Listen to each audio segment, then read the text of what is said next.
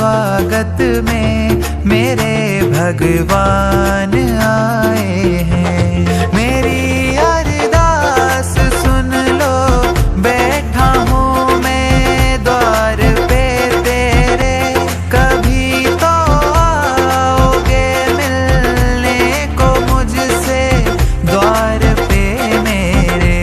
बहुत खुश हैं मेरे आंसू, मेरे भगवान आए हैं।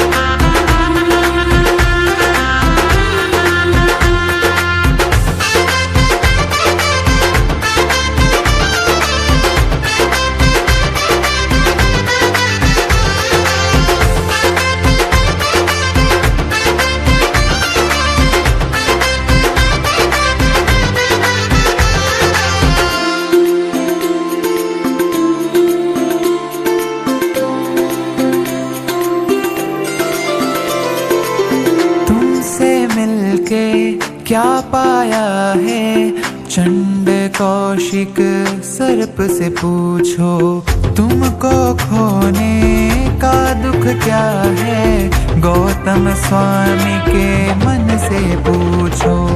आज जागे भाग्य हमारे, आए हैं प्रभु द्वार हमारे।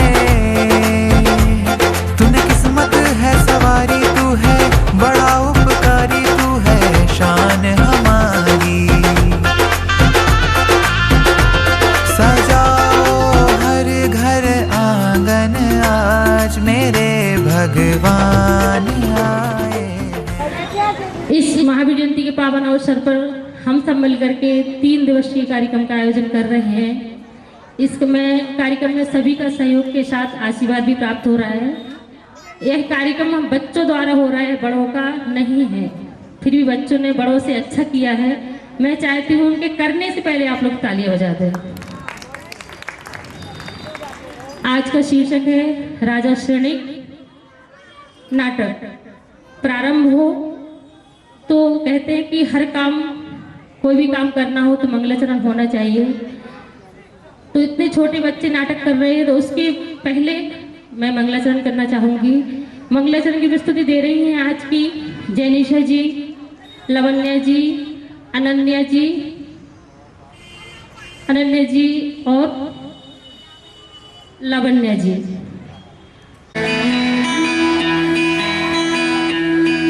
ये मंत्र नमोकारा है जीतना प्यारा, है जीतना प्यारा। जिसने भी जाप किया भव से पार उतारा। नमो हरिहंताणं, नमो सिद्धाणं, नमो आर्याणं, नमो वज्रायाणं, नमो लोय सब सागुणम्। ये मंत्र नमोकारा है जीतना प्यारा। जिसने भी जाप किया भव से पार उतारा। नमो हरिहंताणं, नमो सिद्धाणं, नमो आर्याणं, नमो वज्रायाणं, नमो लोय सब सागुणम्।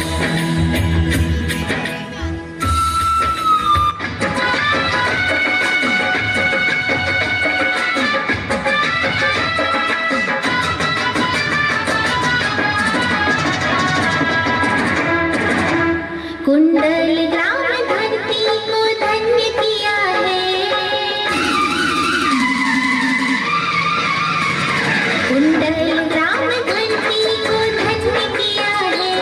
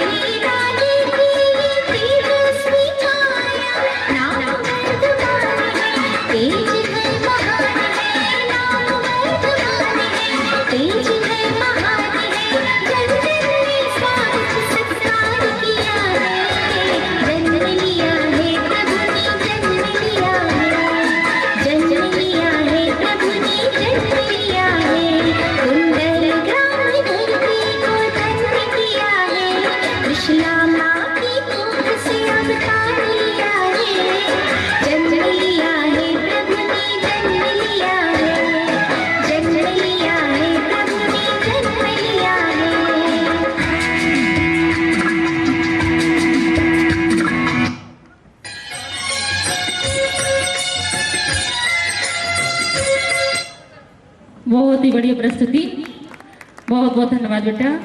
एक दिन की तैयारी, 2 घंटे की तैयारी थी इनकी और इतनी बड़ी प्रस्तुति दी। और ये जानकर खुशी होगी ये सारी लड़की नई है अभी, फिर भी वो सीखने की कोशिश कर रही हैं। अच्छी बात है, यदि उनमें उत्साह होगा सीखने का तो मैं उन्हें बहुत आगे बढ़ाऊंगी, संचालन के क्षेत्र में भी और कार्यक्रम के क्षेत्र में, यानी कि सांस्कृतिक कार्यक्रमों में। मेरा ये सोचना है कि बड़े तो मतलब परिवार के साथ रह के सीख जाते हैं, देख के सीख जाते हैं। यदि बच्चों का बेस 3 साल से लेकर बनाया जाए तो पाठशाला के माध्यम से बहुत कुछ सीख जाते हैं। वही उम्र होती है जो बचपन की यादें आगे तक नहीं भूल सकते हैं। और हमारी राशि दीदी इसके लिए बहुत मेहनत कर रही हैं। मैं चाहती हूँ राशि दीदी के लिए भी जोरदार ताली बजा दें सभी लोग। मैं विनती करूंगी हमारी राशि दीदी जी से, जैसे अभी आप हमारे कंधे से मिलाकर, कंधा मिलाकर साथ दे रही हूँ, आगे भी ऐसे ही सहयोग करेंगी। मैं पुनः आपके लिए विशेष धन्यवाद देती हूँ। जैसे कि समय अपना गति प्रदान कर रहा है, मैं हमारी शाखा की संरक्षिका बहुत ही प्रिय, मेरे तो ज्यादा ही प्रिय है, मतलब कंठस्थ से, दिल से परम आदरणीय हमारी अर्चना मलैया दीदी जी का स्वागत करती हूँ, वंदन करती हूँ, अभिनंदन करती हूँ कि वो आए और हमारे कार्यक्रम को अपनी शब्दों के माध्यम से गति प्रदान करें। आदरणीय दीदी जी। जय जिनेन्द्र तुम, जय जिनेन्द्र तुम, जिताहार जय वीर प्रभु, जय अजेय तुम, जय विजेय तुम, जय जय जय महावीर प्रभु।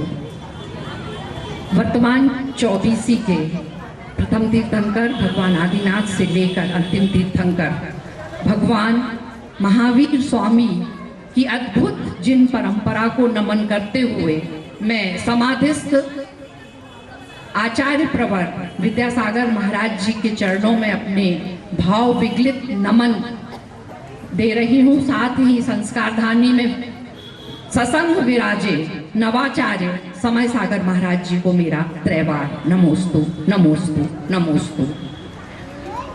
आज जो नाटक आपके सामने प्रस्तुत होने जा रहा है वो महाराजा श्रेणिक के ऊपर है। आप सब महाराजा श्रेणिक की जीवन कथा से परिचित होंगे। रानी चेलना उनकी पत्नी थी और जैसा कि आप लोगों को विदित है कि महाराजा श्रेणिक पूर्व में बौद्ध धर्म के अनुयायी थे। उनका गंधर्व विवाह हुआ था रानी चेलना से और रानी चेलना के अगाध भक्ति जो उनकी जैन धर्म के प्रति थी, उस जैन धर्म के प्रति भक्ति ने धीरे धीरे महाराज श्रेणिक के हृदय को परिवर्तित किया और वे जैन धर्म के इतने प्रबल अनुरागी बने कि भगवान महावीर स्वामी के समव शरण में 60,000 प्रश्न पूछने वाले वो प्रथम प्रश्नकर्ता थे। 60,000 प्रश्न उन्होंने पूछे थे और बाद में उन्होंने जैन धर्म की भक्ति में अपने आप को इतना तपाया कि उनकी आत्मा कुंदन बन गई और आगामी युग की जो हमारी आगामी 24 है उसके वो प्रथम तीर्थंकर होंगे। तो ऐसी थी महाराजा श्रेणिक की यह कथा जो कि बस कुछ ही देर में आपके सामने मंचित होने वाली है। रानी चेलना के बारे में बता दूं, चेटक की पुत्री थी और सती चंदना की सगी बहन थी और दोनों महावीर भगवान की मौसियां थी। तो लीजिए प्रस्तुत है नाटक राजा श्रेणिक। भला किसी का कर न सको तो बुरा किसी का मत करना, पुष्प नहीं बन सकते तो कांटे बनकर मत रहना। भला किसी का कर न सको तो बुरा किसी का मत करना, पुष्प नहीं बन सकते तो कांटे बनकर मत रहना।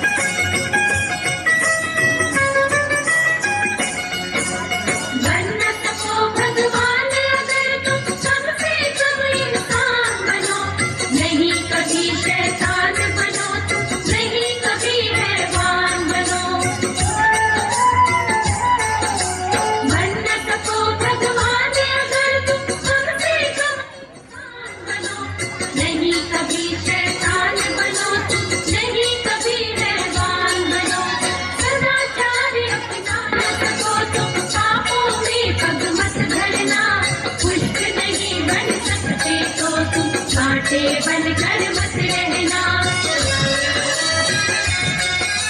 भला किसी का कर न सको तो बुरा किसी का मत करना, पुष्प नहीं बन सकते तो तुम कांटे बनकर मत रहना, कांटे बनकर मत रहना।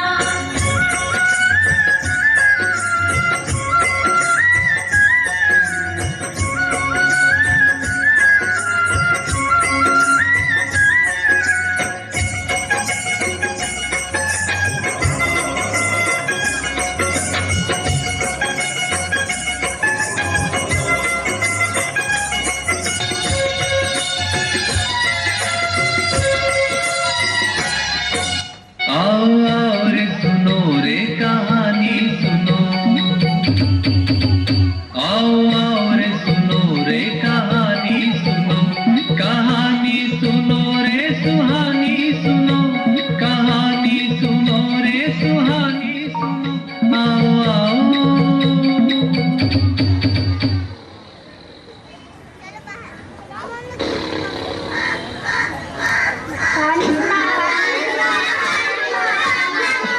अरे बच्चों, तुम फिर आ गए।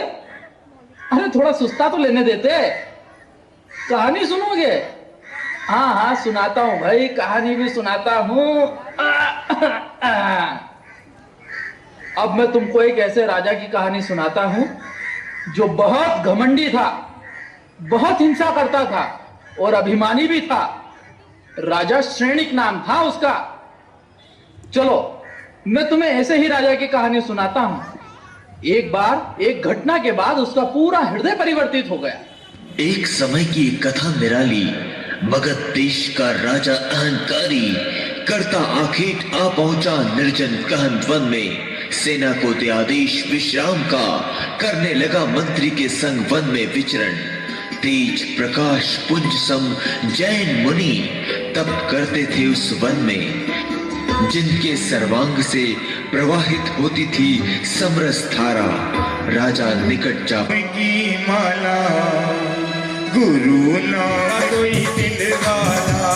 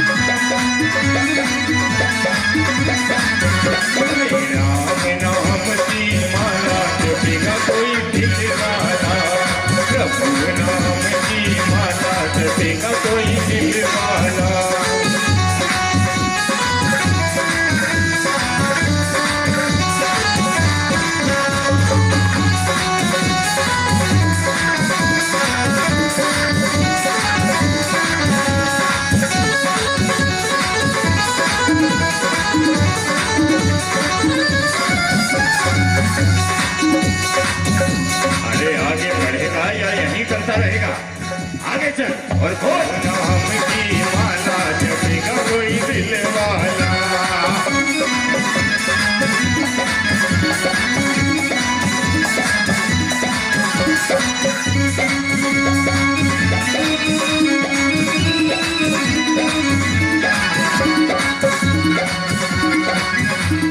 शिष्य शिष्य शिष्य जी गुरुदेव आए।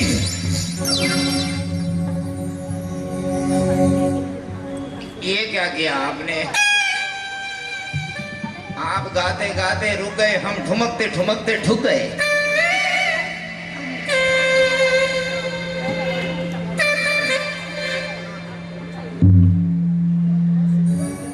ये क्या कर रहे हो? देख रहा हूँ कि आपके लंबाई तक मैं कब तक हो जाऊंगा। देखो, दिखाओ।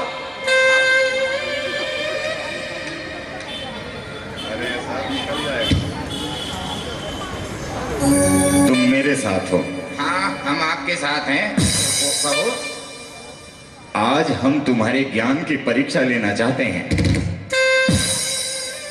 मेरी परीक्षा कहेंगी? आजकल तो परीक्षा भारत सरकार नहीं ले रही, तो आप परीक्षा लेके क्या करोगे? अरे मैं भारत सरकार नहीं, मैं तेरा गुरु हूँ। अरे वो तो क्या सरकार से बड़े हो गए क्या? अगर सरकार से बड़े थे तो लॉकडाउन से घर से बाहर निकल के दिखाते। अगर बड़े हो तो बिना वैक्सीन के जीकर दिखाओ। अबे मोर है कहीं के, गुरु और सरकार में कोई तो अंतर होता होगा कि नहीं होता? मुझे ज्यादा अंतर तो लगता नहीं है। सरकार ऊपर से ऑर्डर चलाती है, तुम ऊपर से ऑर्डर चलाते। आज मैं तेरे ज्ञान की परीक्षा लेना चाहता हूँ और ठीक ठीक होकर मुझे उत्तर देना। प्रश्न पूछोगे तभी तो उत्तर दूंगा। तो बताओ कोई एक ऐसी बात कि जिससे मुझे ये लगे कि तुम्हारे अंदर भी ज्ञान है। ये कौन सी बड़ी बात हुई? तो सुनिए गुरुजी, चिड़िया आकाश में उड़ती है। अरे ये कौन से ज्ञान की बात हुई? चिड़िया आकाश में उड़ती है? अरे गुरुजी, ये ज्ञान की तो बात है जो चिड़िया आकाश में उड़ती है। अगर ज्ञान ना होता तो बोलता भैंस आकाश में उड़ गई, उड़ गई, उड़ गई, उड़ गई। अबे ठहर, और कितनी उड़ाएगा? भैंस नीचे गिरेगी तो फट जाएगी।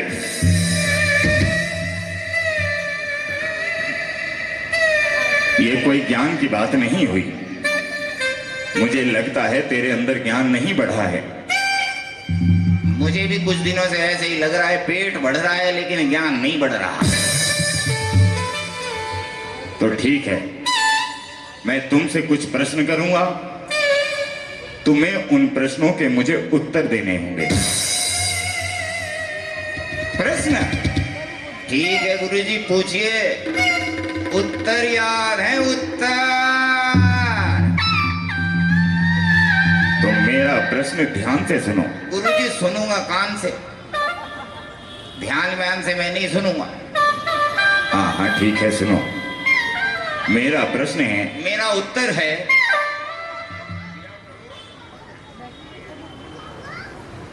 अरे ध्यान लगाकर सुनेगा तभी तो समझ में आएगा। गुरुजी सुनूंगा कान लगा कर ही। अब प्रश्न बोलोगे क्या? उत्तर उत्तर बता दूं आपको। सुनो, सुनाओ।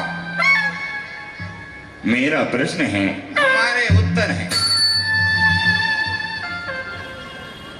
प्रश्न ये है, उत्तर वो है। अरे पहले मुझे बोलने तो दो। अरे पहले मेरी तो सुन लो। अबे चुप हो जा।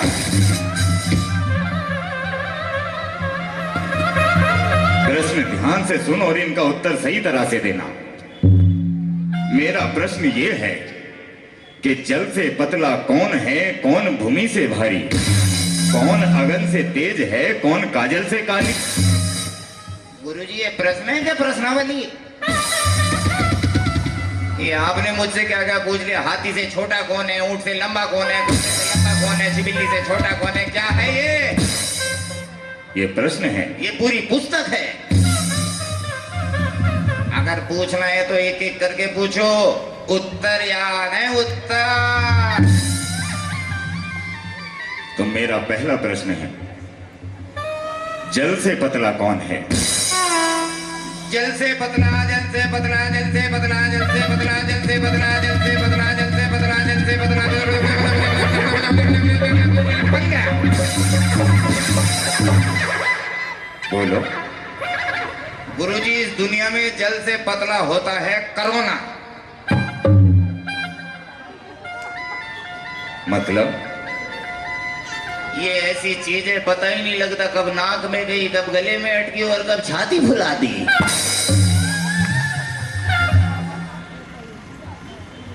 ये उत्तर तुम्हारा जचा नहीं है। जल से बदला, जल से बदला, जल से बदला, जल से बदला, जल से बदला, बन गया। बोलो। गुरुजी, इस दुनिया में होता है जल से पतला पानी। अरे मूर्ख कहीं के, जल और पानी दोनों एक ही होते हैं। गुरुजी, दोनों अलग अलग होते हैं। वो कैसे? गुरुजी, लोग जल से नहाते हैं, पानी को लोग पीते हैं। पानी से लोग नहा नहीं सकते, जल को लोग पी नहीं सकते। ये तूने कहाँ सीखा? मेरे पिताजी ने एक पुस्तक लिखी थी, पानी की बूंद से जल की नहर तक। अब चुप क्यों हो गए? अगला उत्तर पूछो। उत्तर यार है, उत्तर। मेरा दूसरा प्रश्न है, कौन भूमि से भारी? भूमि से भारी कोई नहीं, भूमि पे भारी आप हो। अबे कुछ कहा तूने? नहीं, कुछ कहा नहीं है मैंने।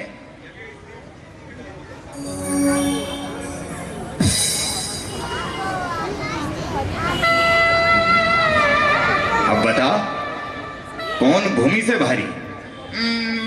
भूमि से भारी, भूमि से भारी, भूमि से भारी, भूमि से भारी, भूमि से भारी, भूमि से भारी, भूमि से भारी, भूमि से बन गया। बोलो। गुरुजी, इस दुनिया में भूमि से भारी होती है ये धरती।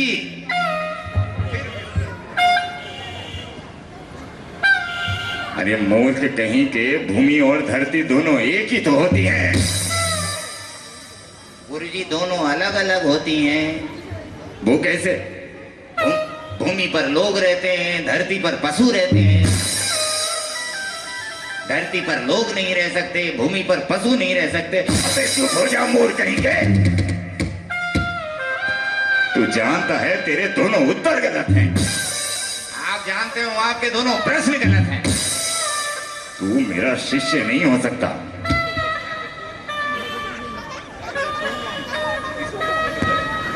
तू मेरा शिष्य नहीं हो सकता। आप मेरे गुरु नहीं हो सकते। अब मैं क्या करूं? अगला प्रश्न पूछो। तो मेरा अगला प्रश्न है, कौन अगन से तेज है? छी! आपको किसने बोला कि अगन तेज है? अगन वही मगन का भाई। अरे गुरुजी, कक्षा में सबसे पीछे बैठा करता था वो।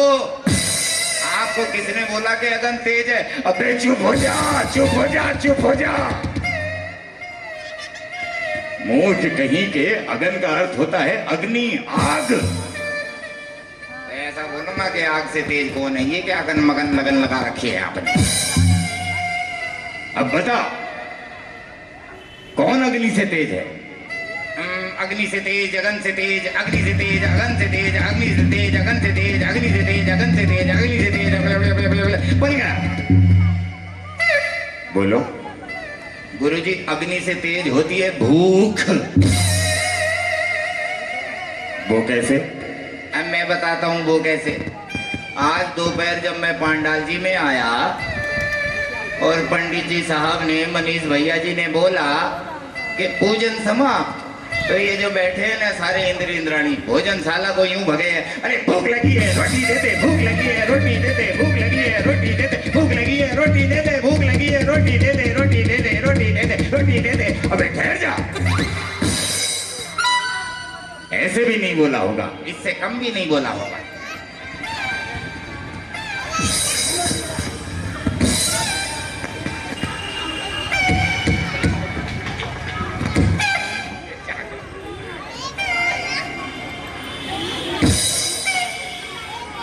अबे मूर्ख कहीं के, जब तक माइक से आवाज ना निकले तू बेकार है। अब बोल कर दिखा। बोल। अरे तू बोल ही नहीं सकता। जब तक माइक से डायलॉग नहीं मिलेंगे तू गूंगा है, तू बहरा भी है। ऐसी भी क्या कलाकारी के दूसरे के बोलने पर नाच रहे हो? धुर।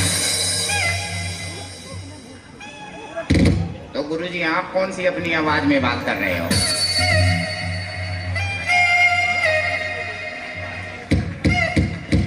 जैसा गुरु वैसा चेला, और बोलने वाला है हमारा अकेला।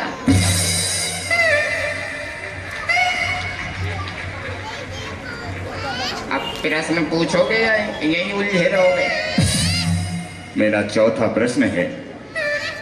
आपका चौथा कब है? अबे चुप हो जा मुंह से नीचे।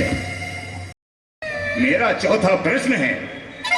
मैं कुछ और ही समझ बैठा था। पूछो पूछो, उत्तर याद है? उत्तर। कौन काजल से काली? आपकी दाढ़ी। कुछ कहा? ना जी, मैंने कुछ सुना था। जब मैंने कुछ कहा ही नहीं तो सुनोगे कहाँ से? नहीं, मैंने कुछ सुना था। अरे मैंने जब बोला ही नहीं तो सुनोगे कहाँ से? मुझे सुनाई आई थी। कल तुम्हारी भोजनशाला में जब जाओगे ना, दाल खत्म करूंगा। क्या प्रश्न था? कौन काजल से काली? ये प्रश्न का उत्तर मैं नहीं बताऊंगा। क्यों नहीं बताएगा? क्योंकि ये जितने भी लोग बैठे हैं ना, इस प्रश्न का उत्तर सुन के हंसेंगे। हंस तो अब भी रहे हैं। जब तुम्हें पता है, इधर आ रे मूर्ख, इधर आ। जब तुझे पता है कि उल्टी मूंछ गम लगाने के बाद नहीं रुकती तो क्यों लगा दे? अब सारे नाटक में हाथ से पकड़ ले मूंछ को। अबे मोर कहीं के, मूंछ नीचे अच्छी चिपकती है। ये पहली बार देख रहा हूं नाटक में नौटंकी।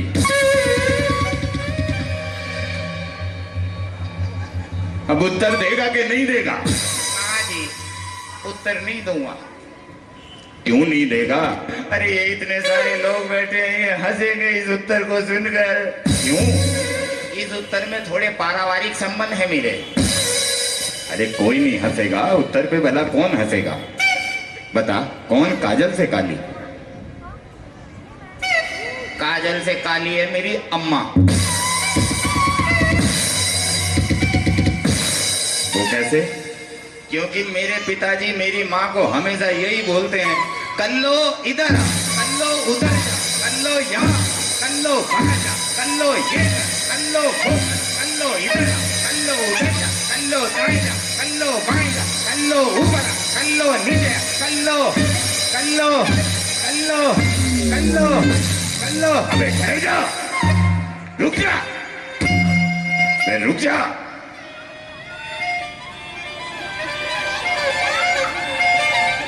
अबे ये तो समझ में आ गई, कल्लो इधर आ, लेकिन कल्लो कहकर बाद में खाली हाथ क्यों हिला रहा था?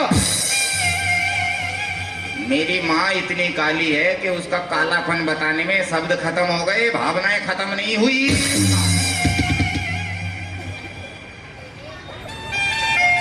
और कुछ पूछना है? उत्तर याद है? उत्तर। पहले अपनी मूंछ पे हाथ मार।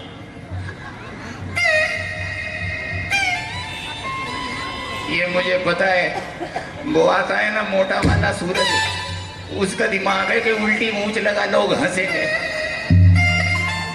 खुद तो अंदर बैठा है, मुझे फंसवा दिया।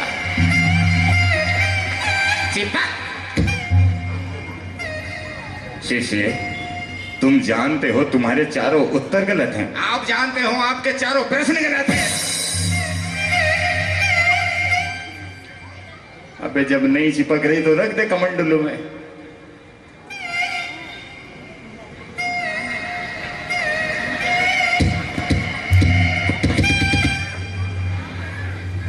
अबे बात सुनेगा कि इसमें आए?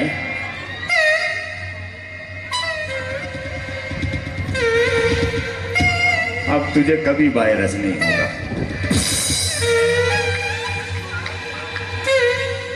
अब ये जानता है तेरे चारों उत्तर गलत निकले हैं। मुझे ऐसा लगता है मेरे गुरु ही गलत निकले। अगर मेरे चारों उत्तर गलत है तो सच्चे उत्तर आप क्यों नहीं बता देते? सच्चे उत्तर जानने हैं तो मेरी बात सुनो। जब सच्चे तुम्हें पता ही है तो झूठे सुनकर मजे क्यों ले रहे हो? बताओ। तो सुनो, जल से पतला कौन है, कौन भूमि से भारी, कौन अगन से तेज है, कौन काजल से कारी। जल से पतला ज्ञान है और पाप भूमि से भारी, क्रोध अगन से तेज है बच्चे, कलंक काजल से कारी, कलंक काजल से कारी। काजल से काली दाढ़ी, काजल से आप धन्य हो गए गुरुजी, आप धन्य हो गए, मुझे पाकर आप धन्य हो गए। अब यहीं रुके रहोगे या चलोगे भी? हाँ हाँ चलते हैं, आओ आश्रम की ओर प्रस्थान करते हैं। कुटिया बन जाए जब जिंदगी पर्वत पे मेरी कुटिया बन जाए, जब खिड़की खोलो तो तेरा दर्शन हो जाए, जब खिड़की खोलो तो तेरा दर्शन हो जाए। मुझे सांझ सवेरे बाहुबली बस तू ही नजर आए, मुझे सांझ सवेरे बाहुबली बस तू ही नजर आए, जब खिड़की खोलो तो तेरा दर्शन हो जाए, जब खिड़की खोलो तो तेरा दर्शन हो जाए।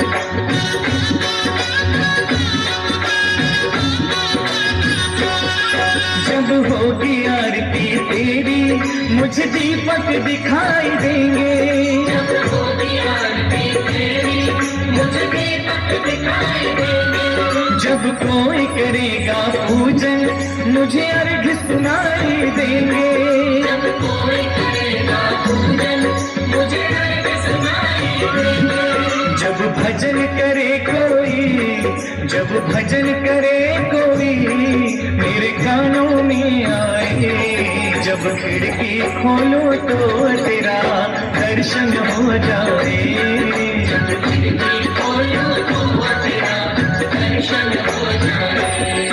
कि मानो इस राज वैभव, इस संपदा के साथ साथ हमारे राजमहल में अनेकों प्रकार की खुशियां आई गई हैं। महारानी चेलना,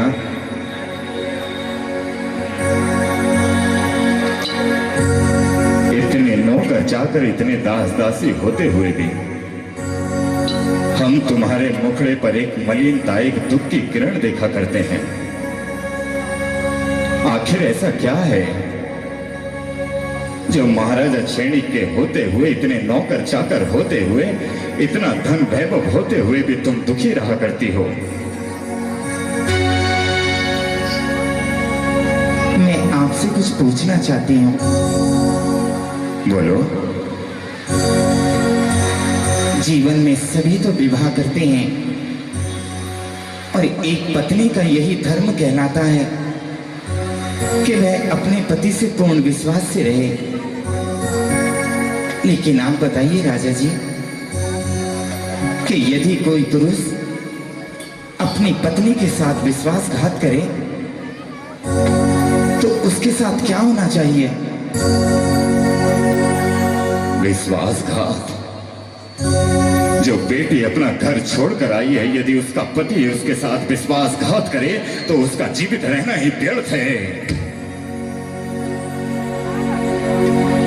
महारानी, क्या तुम्हारी किसी सेविका, किसी दास दासी के साथ ऐसा हुआ जिसके कारण तुम ये पूछ रही हो?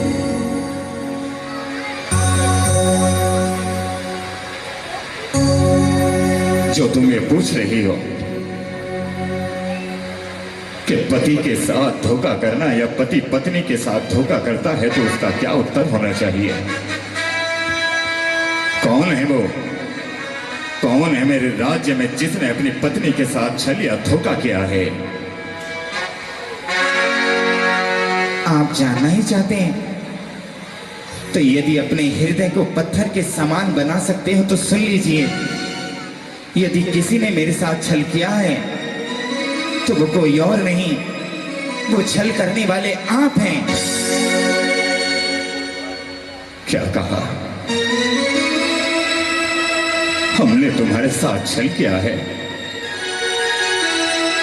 जब से तुम इस घर में दुल्हन बनकर आई हो तब से इन आंखों ने तुम्हें केवल और केवल प्रेम के वशीभूत होकर देखा है। आज तक हम भगवान से जिस शांति, जिस प्रेम को मांगते रहे, वो कोई और नहीं, वो केवल और केवल आप हो महारानी। और आपने एक क्षण में कह दिया, आपने एक क्षण में कह दिया कि राजा क्षणिक तुमसे धोखा करता है, तुमसे छल करता है। कहो, ऐसी कौन सी बात है जो तुम्हें हमारे प्रेम से दूर लेकर जा रही है?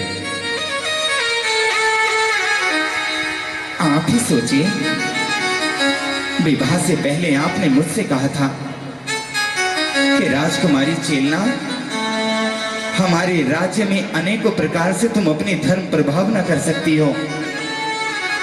लेकिन जब से इस राजमहल में आई हूं, ना आपके राज्य में कोई जैन मंदिर है और ना अब तक किसी दिगंबर साधु के दर्शन हुए हैं।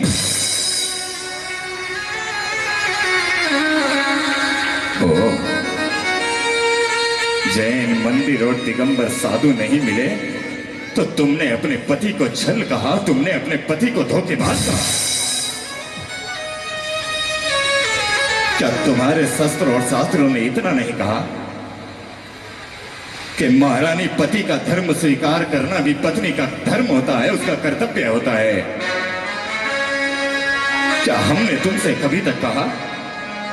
और महारानी रही छल की बात, तो तुम्हारा भी धर्म यह कहता है कि तुम अपने उस पाखंडी जैन धर्म को छोड़कर हमारे धर्म को स्वीकार करो। आप जब हमें नहीं समझ पाए तो भला आप किसी को क्या समझेंगे? मैंने जैन कुल में जन्म लिया है और सच्चा जैन वही कहलाता है जो यदि मर भी जाए, मिट भी जाए, लेकिन तब भी अपने जैन धर्म को ना छोड़े। ओह, तो तुम आज अपने धर्म को बड़ा बना रही हो। महारानी चेलना, तुमने केवल और केवल अभी उन नग्न साधुओं और अपने जैन धर्म को ही देखा है। अरे कभी देखो हमारे गुरुओं को। हमारे गुरु तिलकाल दर्शी होते हैं, भूतकाल का बदल सकते हैं, वर्तमान काल में घट सकते हैं और भविष्य काल का परिवर्तन कर सकते हैं। अरे तुम्हारे धर्म ने तुम्हें वो कुछ नहीं दिया होगा जो हमारा धर्म तुम्हें दे सकता है। तुम्हारा जैन धर्म केवल मूर्ति पूजा के पीछे दौड़ रहा है और हमारे यहाँ जीवित इंसान भगवान के समान बने बैठे। अरे भूल जाओ अपने धर्म को और आज हमारे धर्म को स्वीकार करो। क्या जान गई हो तुम्हारे धर्म को? जो धर्म संसार के दूसरे धर्म को छोटा कहे, वो धर्म धर्म नहीं, एक थोपने वाला धर्म बनता है। वो धर्म एक पत्थर के समान हो सकता है। मैं जानता हूं कि इन बातों के निर्णय तुम खड़े पांव नहीं कर सकते। आज दोपहर मैंने अपने गुरु और उनके कुछ शिष्यों को अपने पास बुलवाया है। तुमने भोजन कराना, उसके बाद उनके धर्म की चर्चा सुनना। यदि तुम्हें उनकी बातें जचती हों, धर्म की बातें अच्छी लगती हों, तो तुम हमारा धर्म स्वीकार करना। मैं प्रतीक्षा करूंगा। तुम भी तैयारी करो। आप चले जाओ तो आपके आश्रम की कुर्सी मुझे मिल जाए, फिर मैं भी चेले बनाऊं, चेले बनाकर उनके चेले बनाऊं। अबे चुप हो जा। ये केवल मैं पूछ रहा हूं कि अगर आश्रम को छोड़कर चला जाऊं तो, और तू है कि मेरे आश्रम की गद्दी लेना चाहता है। गुरु जी ऐसा ही होता है, गुरु के मरने पर चेला, चेले के मरने पर पीछे वाला अकेला।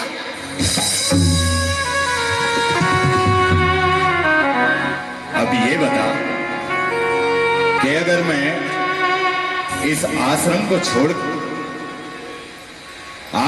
छोड़कर चला जाऊं तो इस आश्रम का नाम कैसे रोशन करोगे? ये तो बड़ा आसान है गुरु जी। आश्रम का नाम इतने बड़े बैनर पर लिखवाऊंगा और उसके पीछे छोटी छोटी 4 ट्यूबलाइट लगाऊंगा।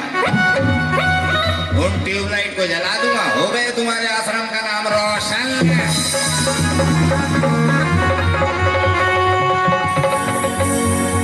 पता नहीं तुझे शिष्य क्यों बनाया। मुझे भी नहीं पता लगता मैंने आपको गुरु क्यों बनाया।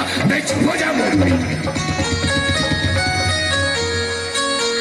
प्यार से बोला कर, मैं तेरा गुरु हूं। आप भी थोड़ा प्यार से बोला करें।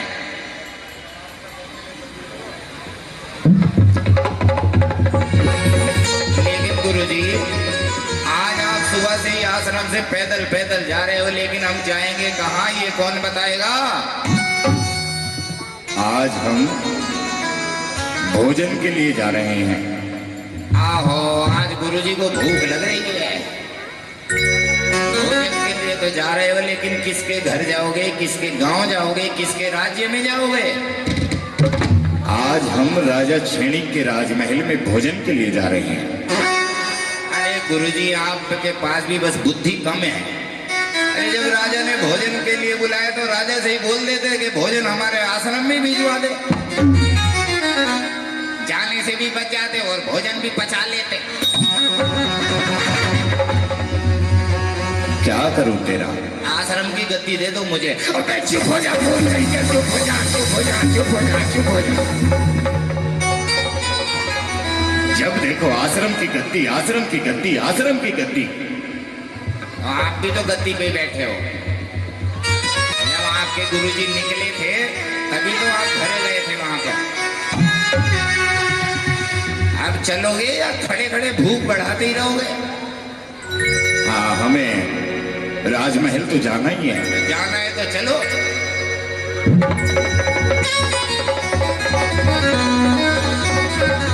गुरुजी, हाँ, गुरु हूँ तेरा। तो मैं तो पूछ रहा था कि गुरुजी के साथ क्या क्या घटनाएं घटित हुई। चलो आज राजमहल की ओर चलते हैं, चलिए आइए। अभी नहीं देखी? मैं रानी हूँ इस महल की। अच्छा रानी हो, बोलो क्या सूचना लेकर आई हो? मैं आपके लिए सूचना ये लेकर आया हूँ कि आपके राजमहल के द्वार पर एक भिखारी खड़ा है, भूखा। तो उससे कहिए महल का भंडारा चालू है, वहां जाए और जाकर खा लें। ठीक है, अभी जाता हूँ। गुरुजी, बोलो। महारानी जी तो कह रही है भंडारा चालू है, वहां पर भोजन चुरा के खा लो, तुम्हारा काम हो जाएगा। अबे क्या कहा तूने? बोल महल में जाकर कहे कि गुरुजी आए हैं, उनके राजा जी के, उनका आदर सत्कार करो, उनका सम्मान करो। ये पहला गुरु देखा है सम्मान भी मांग के ले रहा है। रानी जी की जय हो। हाँ हाँ कहिए। महारानी जी, एक बड़ी विकट सूचना है। मैं यहाँ आपके द्वार से ही आया हूँ। वहां एक भुक्कड़ खड़ा हुआ है, भुक्कड़।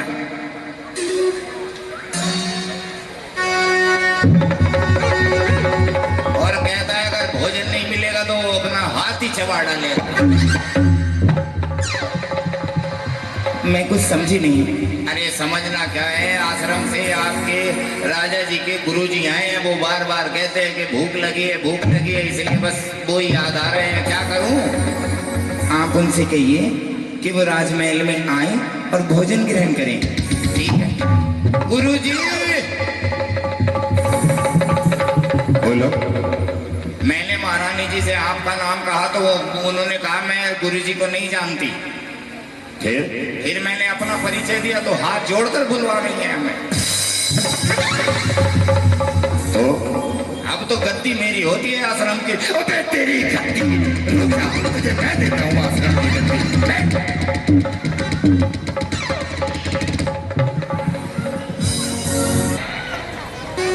तूने मेरे सामने खाया है। आप तो तारे देख रहे थे।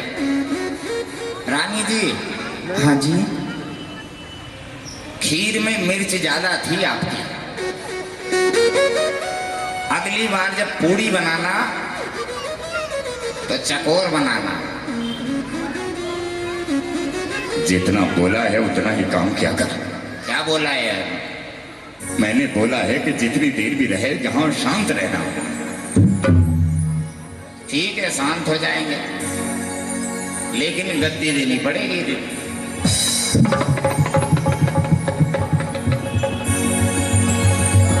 महारानी, आज ही सुबह राजा जी ने हमें सूचित किया था कि आप इस राज्य में रहकर जिनेंद्र भगवान की उस जैन धर्म की स्तुति करती हो, उसकी वंदना कर रही हो। लेकिन आपको यह ज्ञात नहीं होगा कि इस राज्य की सीमा में जिसने भी जैन धर्म या दिगंबर साधुओं का नाम लिया है उन्हें हमने जीवित नहीं मृत्यु दंड दिया है। आप रानी हो, आप रानी हो, इसलिए तुम्हारी ये गलती क्षमा योग्य है। लेकिन इस क्षण के पश्चात यदि दिगंबर साधु जिन प्रतिमा या जैन मंदिरों का नाम तुम्हारे जीभ पर आया तो तुम्हारे जीवन में बहुत बड़ा संकट खड़ा होगा।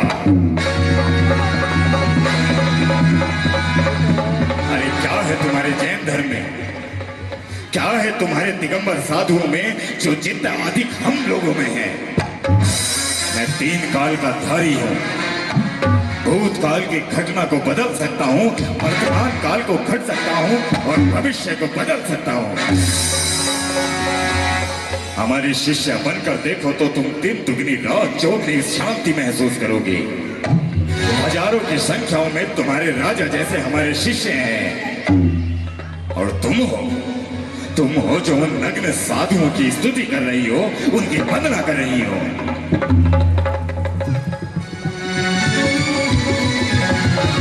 तो आप क्या कहना चाहते हैं कि मैं अपना धर्म भूलकर आपके धर्म को स्वीकार कर लूं? उत्तम तो यही होगा, क्योंकि एक पत्नी का भी यही धर्म होता है कि अपने पति के धर्म का अनुपालन करे। इसलिए थोड़े कहे को अधिक समझो, जितना जल्दी हो सके अपने धर्म को भूलकर हमारे धर्म को स्वीकार करो। हम कोई साधारण गुरु नहीं, त्रिकाल ज्ञान के ज्ञानधारी हैं। हम वो सब कर सकते हैं जो तुम लोगों ने कभी सोचा भी नहीं होगा। अरे छोड़ दो ऐसे धर्म को, छोड़ दो ऐसे संतों को जो ना स्वयं का शरीर ढक सकते हैं, ना स्वयं को कुछ सम्मान दे सकते हैं। कल प्रातः काल तुम मेरे आश्रम में आना, तब मैं तुम्हें अपने धर्म की और विशेषता बताऊंगा। उन विशेषताओं को जानने के बाद तुम अपने उस जैन धर्म को देखना कितना तुच्छ और छोटा समझोगे। आपकी सोच से ही पता लगता है मेरा जैन धर्म जो संसार के सभी धर्मों को एक समान कहता है, और एक आपका धर्म है जो अपने धर्म को छोड़कर संसार के सारे धर्मों को निम्न धर्म कहता है। भला ऐसा भी क्या धर्म जो दूसरे धर्म को छोटा दिखाता हो? महारानी, हम यहाँ तुम्हारे मन की बातें सुनने नहीं आए हैं। जितना शीघ्रता से हो अपना धर्म छोड़ो और हमारे धर्म को स्वीकार करो। चलो शिष्य।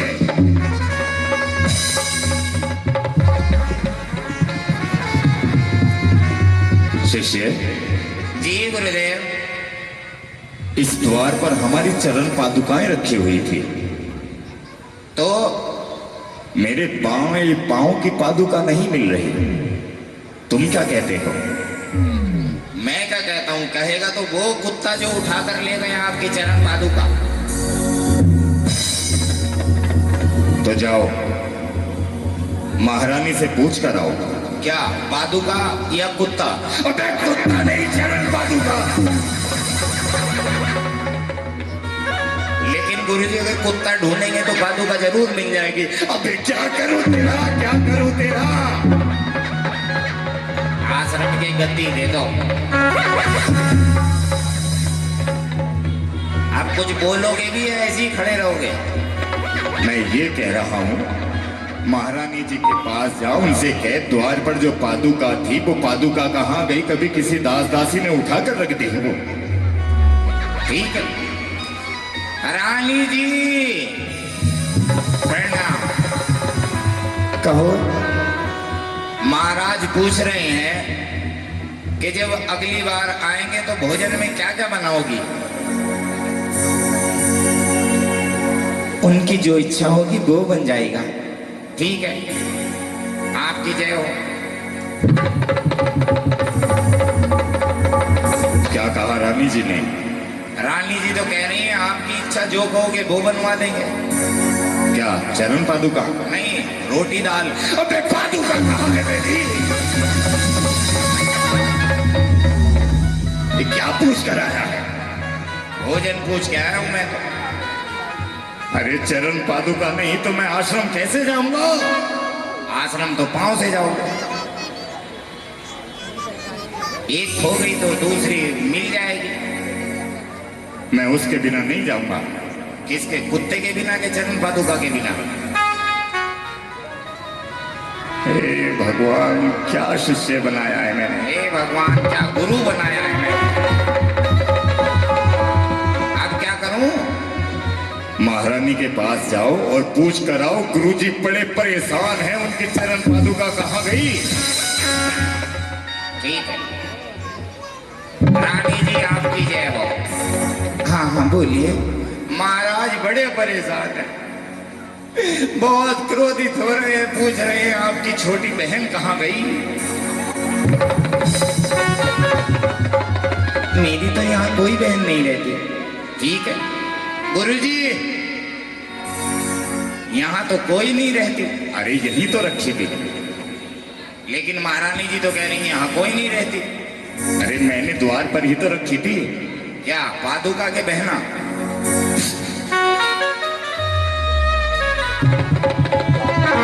तेरा कैसे भला होगा? जब तक तुम जैसे गुरु में होगा ही नहीं भला।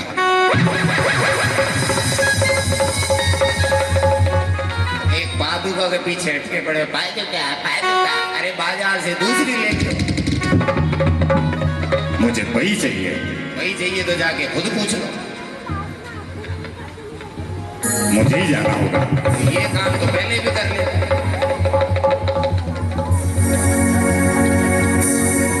महारानी, जिस समय हम भोजन के लिए तुम्हारे द्वार पर आए थे तब हमने अपनी चरण पादुकाएं तुम्हारे द्वार पर रखी थी और उन्हें कुत्ता उठाकर ले गया। जहां जरूरत हो वहां बोला कर दो।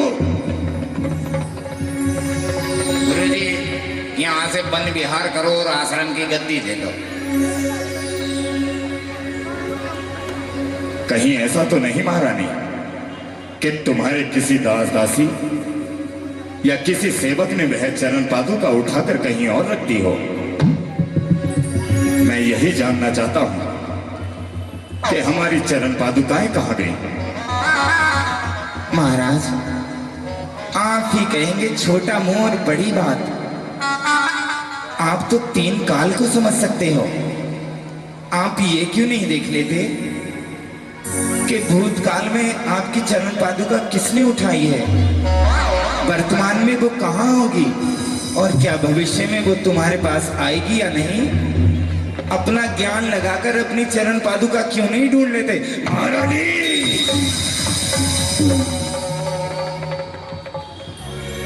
अपने शब्दों को मर्यादा में रखो तो ही अच्छा होगा। तुम क्या सोचती हो कि एक तुच्छ सी पादुका के लिए हम अपना अर्जन किया हुआ ध्यान यहाँ पर भंग कर दें और तुम्हें अपने चमत्कार दिखाते रहे? क्या तुमने इसीलिए हमारी चरण पादुका छुपाई है ताकि तुम हमारी परीक्षा ले सको? आज तक भी किसी आश्रम में या किसी धर्म के गुरुओं ने मेरी परीक्षा लेने की जिज्ञासा नहीं की है। और एक तुम हो जो चरण पादुका छुपाकर तुमने हमारा अपमान किया है, हमारे ज्ञान की परीक्षा लेना चाह रही हो। महारानी, हम यहाँ आए थे तुम्हारा धर्म छोड़कर अपना धर्म स्वीकार करवाने के लिए, और तुम हो गए गुरु की परीक्षा ले रही हो। हम तुम्हें कभी क्षमा नहीं करेंगे। तुमने धर्म गुरु को घर पर बुलाकर उसका अपमान किया है। हम तुमसे इस अपमान का बदला जरूर लेंगे। राजा छेड़े, राजा छेड़े।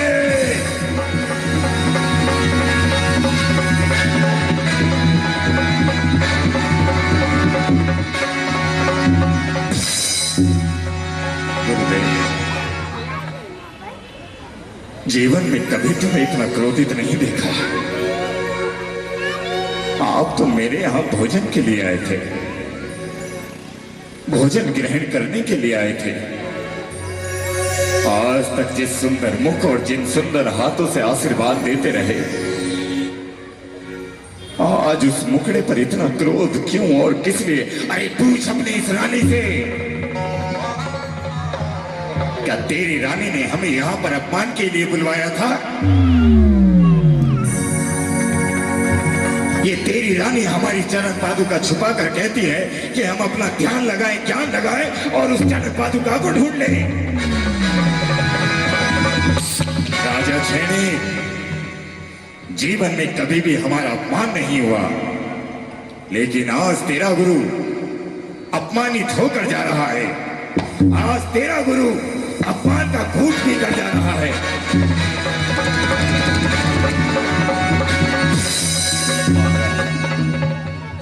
क्या ये सत्य है? क्या ये सत्य है कि गुरुजी क्रोधित जो हुए हैं तुम्हारे किरण खिलाफ, तुम्हारे बाण खिलाफ के लिए हुए हैं? तुम कह क्यों नहीं देती? तुम ये कह क्यों नहीं देती कि गुरुजी सत्य बोल रहे हैं, तुमने उनका कोई अपमान नहीं किया? मैंने अपमान नहीं, मैं तो केवल उनकी परीक्षा लेना चाहती थी।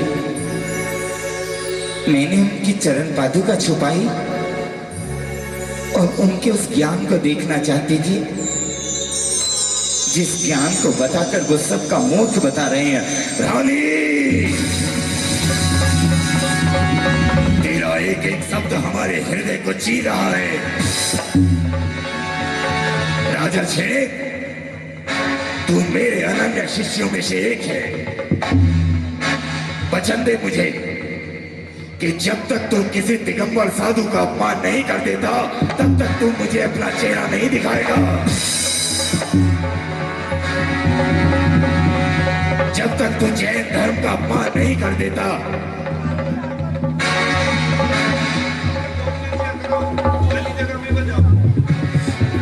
जब तक तू जैन धर्म का अपमान नहीं कर देता,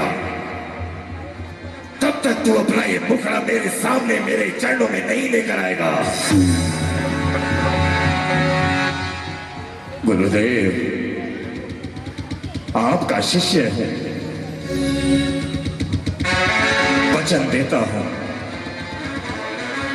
जब तक मैं जैन धर्म के अपमान का बदला, आपके अपमान का बदला जैन गुरुओं और जैन धर्म से ना ले लूं, तब तक ये राजा छेड़िक अन्न और जल की एक बूंद तक ग्रहण नहीं करेगा।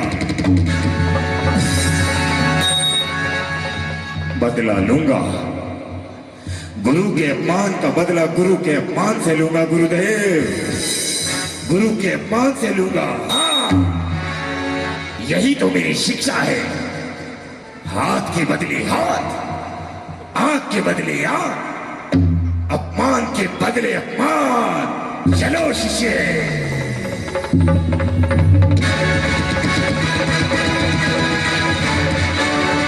आज तक तुमने जो कहा हम उसे हंसकर स्वीकार करते आए, लेकिन तुम ही कहो कि राजा क्षणिक अपने गुरु के अपमान का बदला स्वीकार करे तो कैसे?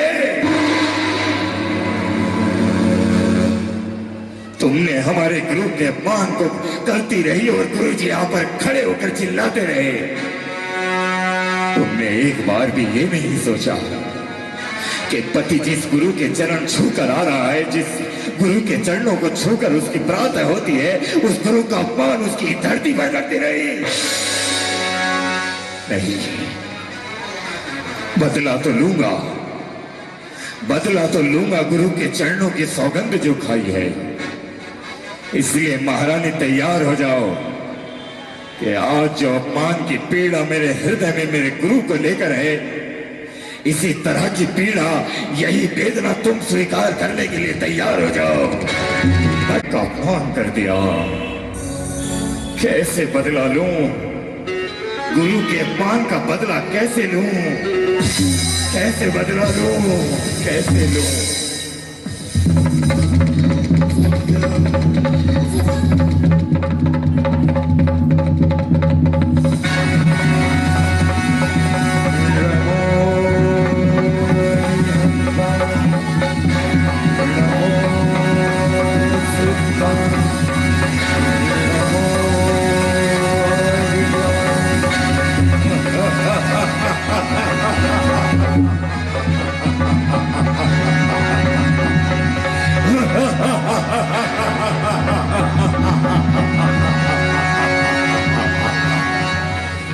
दिगंबर साधु, ढोंगी साधु, अरे बंद कर अपने इन मंत्रों को और देख, तेरी साधना, तेरी झूठे ज्ञान को तोड़ने वाला अखंड पर्वत राजा क्षणिक तेरे साथ खड़ा है। खोल अपनी आंखें और देख, महसूस कर इस डर को। देख अपने सामने खड़े हुए इस भुजंग राजा क्षणिक को। मैं ऐसा नाग हूं कि आज तक जिस पर भी विष उगला है वह कभी जीवित नहीं बचा।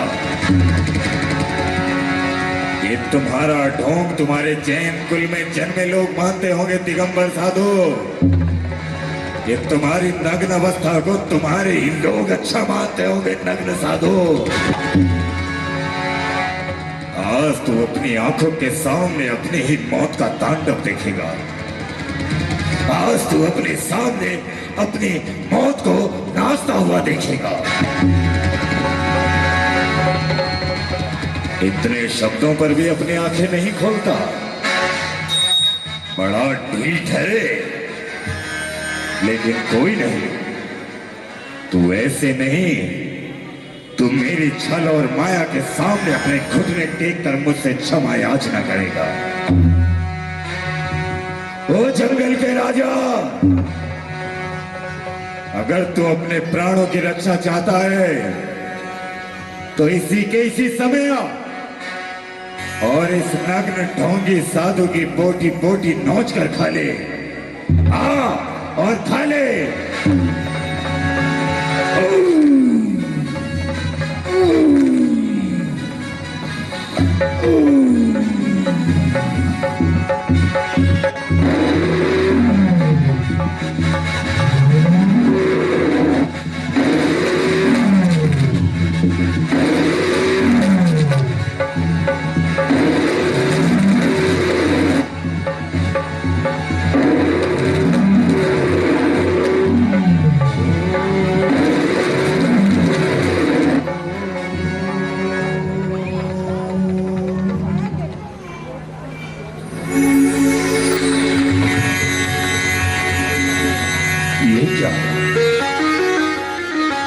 आज तक जो हिंसा करता रहा,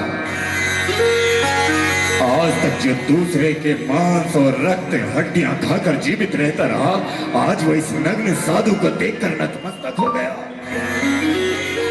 आज ये हिंसा करने वाला इस साधु को देखकर अहिंसक हो गया।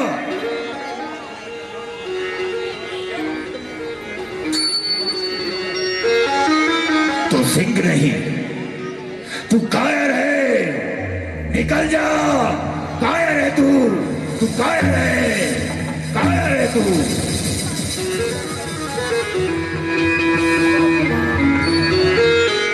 ये ढोंगी साधु, ये नग्न साधु आखिर ऐसा क्या काला जादू कर रहा है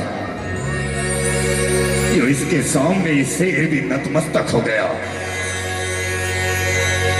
अगर बल काम ना आया तो छल से काम चलाऊंगा।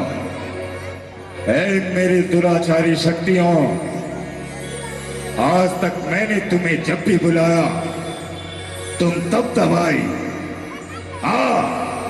और इस नग्न दिगंबर साधु की बोटी बोटी नोच और इसके मस्तक पर बैठकर इससे ऐसे कार्य करा कि लोग इसे पत्थरों से मारे। मेरी दुराचारी शक्ति।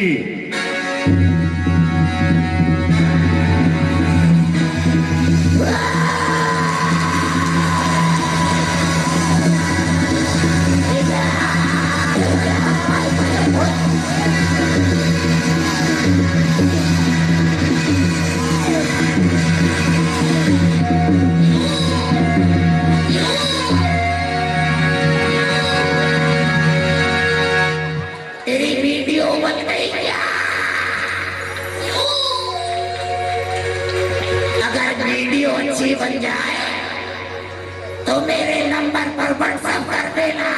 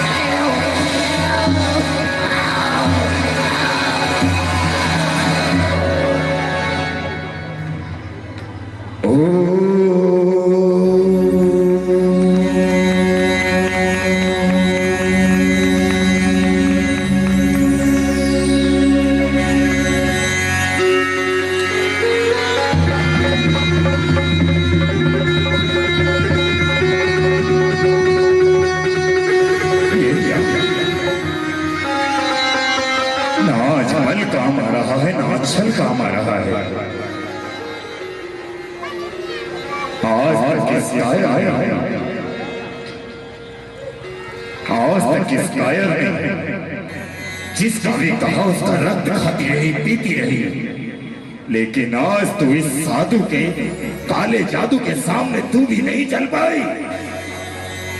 चली जा, तू चुड़ैल नहीं, तू धोखा है, चली जा। नहीं ले पाऊंगा,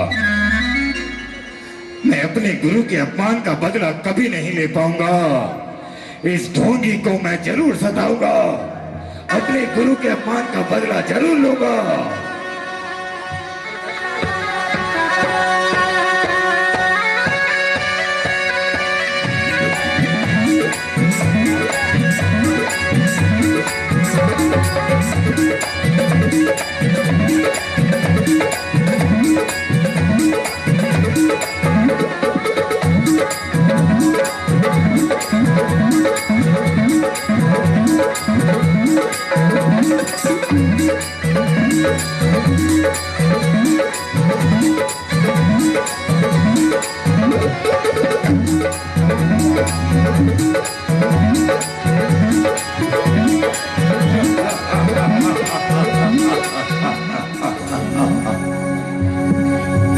दिगंबर साधु, जिस समय तू अपने गले में इस सर्प को देखेगा, इसके टपकते हुए रक्त को देखेगा, तो तू यहां से अपनी धुन दबाकर भाग निकलेगा। तू देखना, जैसे ही तेरी ये साधना भंग होगी, जैसे ही तेरी आंख खुलकर तू कायरों की तरह यहां से उठकर भागेगा, उस समय मेरे गुरु के अपमान का बदला पूर्ण होगा। और ऐसा बदला पूर्ण होने के पश्चात मैं अपने गुरु से मिल पाऊंगा। मैं दिखा दूंगा दुनिया को कि तुम दिगंबर ढोंगी हो, तुम्हारा धर्म छोटा है। मेरा बदला पूर्ण हो जाएगा, पूर्ण हो जाएगा, पूर्ण हो जाएगा। महारानी, जिस चीज को सोचते सोचते नींद भी चली जाए और वो चीज पूरी हो जाए तो प्रसन्नता तो बनती ही है। तुम यही जानना चाहती हो ना कि मैं आज किस लिए प्रसन्न हूं? याद करो, राजमहल की इसी धरती पर एक दिन तुमने किसी का अपमान किया था और वो कोई और नहीं, मेरे गुरु थे। तब मेरे गुरु ने कहा था कि अपमान का बदला बनाम से लेना राजा श्रेणी। ऐसा ही हुआ। मेरे राज्य की सीमा में एक दिगंबरी साधु घुस आया। अरे बड़े मंत्र जप रहा था और उसके उस काले जादू ने सिंह और मेरी दुराचारी शक्तियों को भी अपने वश में कर लिया था। लेकिन वो ये भूल गया था कि मैं राजा सैनिक हूं। मैंने उस दिगंबर साधु के गले में एक मार कर सर्प डाल दिया, जो सर्प देखकर वो सुबह प्रातः काल भाग जाएगा और दुनिया को यह ज्ञात हो जाएगा कि दिगंबर साधु केवल और केवल नाम के ही पिड़ले होते हैं। यदि साधना में मरा हुआ सर्प की गले में डाल दिया जाए तो वो साधु वहां से उठकर तुम दबाकर भाग जाया करते हैं। मैं अब आपको क्या कहूं, कैसे समझाऊं मैं आपको? ना आपने अपनी पत्नी को जाना, ना पत्नी के जैन धर्म को जाना, ना जैन धर्म के दिगंबर साधुओं को जाना।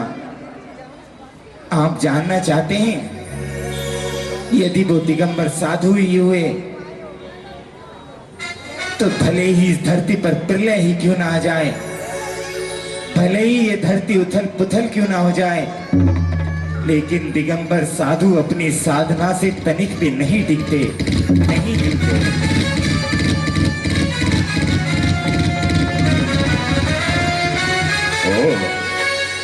इतना मान अभिमान है उन ढोंगी दिगंबर साधुओं पर,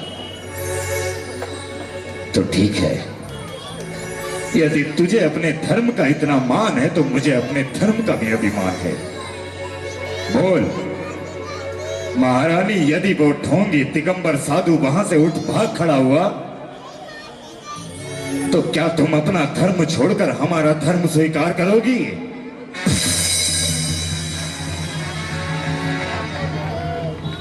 यदि वो दिगंबर संत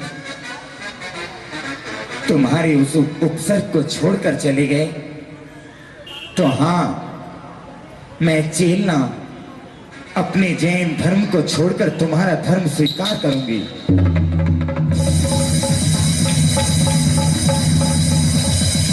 और यदि ऐसा नहीं हुआ तो, यदि वो दिगंबर साधु यथावत अपने स्थान पर बैठे रहे तो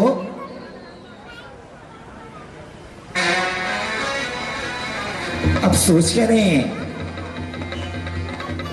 ऐसा यथा संभव होगा ही नहीं। और यदि ऐसा हुआ, वो दिगंबर साधु अपने स्थान पर बैठे रहे, तो ये राजा सैनिक वचन देता है कि अपने धर्म को छोड़कर मैं जैन धर्म स्वीकार करूंगा। आओ मेरे साथ चलो।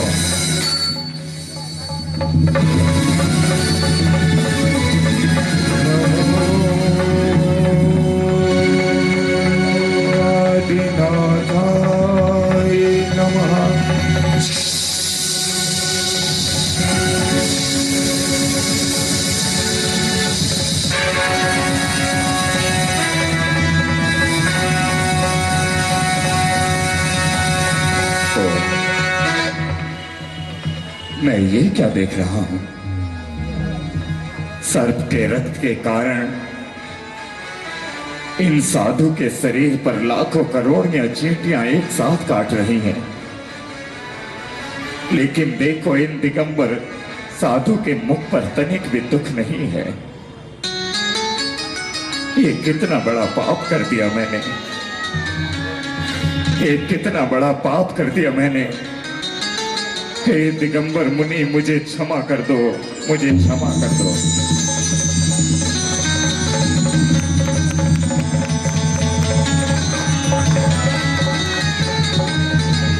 साधन सुख के मन दुखी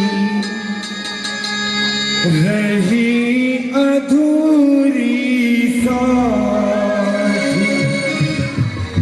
भूल न पाता मन कभी, मन माना अपराध, मन माना अपराध।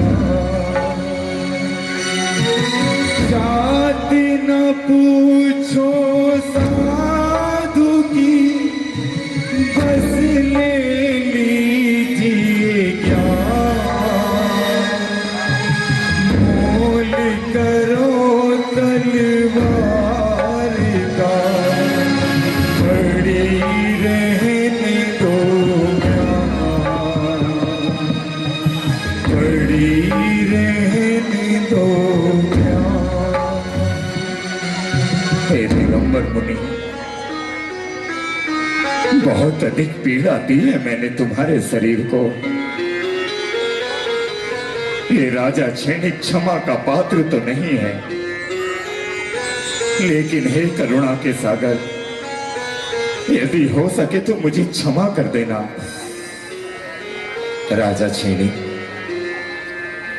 जिस जैन धर्म को आज तक तुम छोटा कहते आए, जिस जैन धर्म को आज तक तुम बात बात पर टोकते आए, उसी जैन धर्म में आज पर्युषण महापर्व प्रारंभ हुए हैं। और इस महापर्व में उत्तम क्षमा एक पर्व आया करता है, और हमेशा दिगंबर साधु सबको उत्तम क्षमा से क्षमा कर दी। कहिए महामुनि, मेरे जीवन का ये चक्र क्या कहता है? राजा क्षणिक, तुम्हारे जीवन का चक्र कहता है कि तुमने एक दिगंबर मुनि पर उपसर्ग किया, जिससे तुम 7वें नरक का वध करते हो। एक दिगंबर मुनि को साक्षी मानकर पापों का पश्चाताप कर रहे हो, पहले नरक में आते हो, और तुम्हारा भविष्य जैन धर्म में अनुकूल रहेगा, जैन धर्म में लगा रहेगा। इसी प्रवृत्ति से तुम आने वाले समय में तीर्थंकर प्रवृत्ति का बंद कर रहे हो। हे महामुनि, आपके दर्शन पाकर मैं धन्य हो गया। इतना दुख संकट देने पर भी आप मुझे आशीर्वाद ही दे रहे हैं। आज ये तो समझ आ गया कि इस संसार में, इस जैन धर्म में यदि कोई क्षमा का सागर है तो वो केवल दिगंबर साधु हैं, दिगंबर साधु हैं। आज के ये पर्युषण महापर्व, जिसमें 10 धर्म हैं, आज धर्म देखिए उत्तम क्षमा का है। और मुझे इन महामुनि ने, इन दिगंबर संत ने उत्तम क्षमा का महादान दिया है, उत्तम क्षमा का महादान दिया है।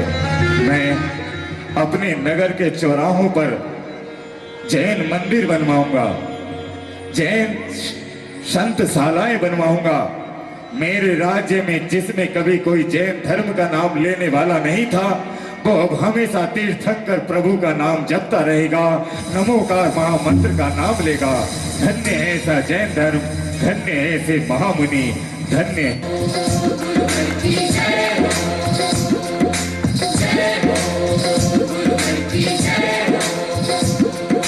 जब से मिला है मुझे गुरु दरबार अपनी तो दुनिया बदल गई यार जब से मिला है मुझे गुरु दरबार अपनी तो दुनिया बदल गई यार जब से मिला है मुझे गुरु दरबार अपनी तो दुनिया बदल गई यार जब से मिला है मुझे गुरु दरबार अपनी तो दुनिया बदल गई यार चांदी चांदी हो गई मेरी चांदी चांदी हो गई चांदी चांदी हो गई मेरी चांदी चांदी हो गई चांदी चांदी हो गई मेरी चांदी चांदी हो गई जब से मिला है मुझे गुरु दरबार अपनी तो दुनिया बदल गई यार जब से मिला है मुझे गुरु दरबार अपनी तो दुनिया बदल गई यार चांदी चांदी हो गई मेरी चांदी चांदी हो गई चांदी चांदी हो गई मेरी चांदी चांदी हो गई बहुत बढ़िया प्रस्तुति। सब बच्चे बैठ। बच्चों की मेहनत तो खैर वैसे ही बहुत ही अच्छी थी, पर इसमें इस मेहनत के पीछे हमारी मनीषा भाभी की जो लगन और समर्पण है इनके प्रति, ये वाकई काबिल तारीफ है। और पूरे साल भर ये बच्चों को बांध के रखती हैं, जोड़ के रखती हैं। इसके लिए मैं सही में बोर्डिंग मंदिर ट्रस्ट की तरफ से छोड़िए, पूरे अपने समाज जो यहाँ से जुड़े हुए समाज है उन सब की तरफ से मैं आपका बहुत बहुत आभारी हूँ। और दूसरी बात, मैं एक सबसे आप सभी से निवेदन करता हूँ, बोर्डिंग मंदिर के इतिहास में पहली बार हम सभी महावीर जयंती के जुलूस में सम्मिलित हो रहे हैं, श्री जी की शोभा यात्रा लेकर, जिसमें पालकी भी है और पांडुशिला भी है। तो आप लोग सभी से मेरा निवेदन है, महिलाएं पुरुष सभी से, कि ठीक सुबह 7:30, बिल्कुल ठीक, मतलब ठीक सुबह 7:30 बजे हम यहाँ मंदिर जी से प्रस्थान कर देंगे और वो पवर स्थापक वाली गली से होते हुए, गड़ा फाटक होते हुए, होबंडी से अपन कमानी गेट पे खड़े होंगे, फिर वहां से मेन जुलूस में सम्मिलित होंगे। तो इस बात पे सभी लोग तैयार रहें और सभी लोग सम्मिलित हो तो हमारा हौसला बढ़ेगा और अगले और अच्छे से लगाने की। धन्यवाद। आदिनाथ आदि बालिका मंडल बहुत ही ज़्यादा एक्टिव और बहुत ही उत्साहित है, जो कि हमारे बोर्डिंग प्रांगण की हमेशा शोभा बढ़ाता है। चाहे आदिनाथ जयंती हो, महावीर जयंती हो, और इन सबको संजोकर एक इन मोतियों को संजोकर हमारी जो माला है मनीषा ने प्रो रखी है। और मनीषा को खूब खूब बधाइयाँ, वाकई बहुत मेहनत कर लेती है। बच्चों को सिखाना, टाइम मैनेज करना बहुत बड़ी बात होती है, हम लोग सोच भी नहीं सकते। वो इतना समय देकर बच्चों के साथ सब प्रस्तुतियां कराती है और इससे बच्चों का हुनर भी बाहर आता है। ये बहुत, सभी लोग एक बार जोरदार तालियां हमारी मनीषा के लिए भी, सारे बच्चे भी, कि मनीषा आंटी आपके साथ इतनी मेहनत करती हैं और आप लोग का हुनर भी। बहुत ही सुंदर नाटक, बहुत सुंदर प्रस्तुति, सबकी बहुत अच्छी एक्टिंग, सब बहुत अच्छा था।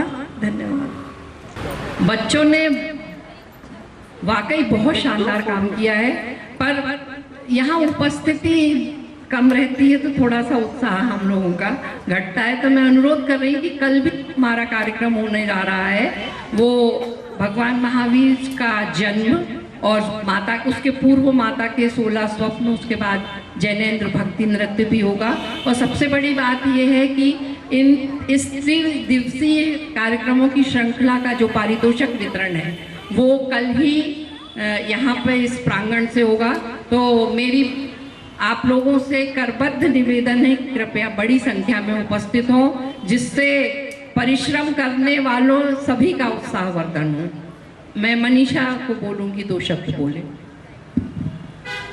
दीदी संजय भैया का और आप सभी लोगों के सहयोग से ये कार्यक्रम सफल हो पाया है।